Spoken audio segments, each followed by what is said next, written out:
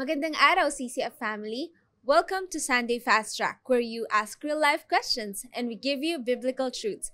Ako po si Gerald Orgasan mula sa Elevate Exalt Ministry at kasama po natin ang ating pong speaker na si Pastor Bong Saking upang sagutin ang ilan sa inyong mga katanungan. Magandang araw po, Pastor Bong. Magandang araw, Jeril. Kamusta po kayo? Mabuti naman. Praise God.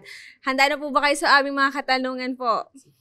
Okay po. Para po sa ating unang katanungan, ano po ang maaaring mangyari sa aming pamilya kung hindi namin susundin ang disenyo ng Diyos para po sa amin? Ayan. Una-una sa lahat, gusto kong maintindihan ninyo, ang pamilya ay imbento ng Diyos. Hindi natin inimbento yan.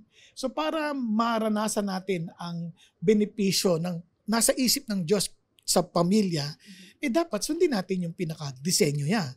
Kasi kung hindi, siyempre hindi natin ma-experience yung fullness ng benefit na yon. Isipin mo, unang-una anong gusto ng Diyos? He wants yung marriage is for your good. Kasi nagsisimula ang pamilya sa buhay mag-asawa. It's not good for a man to be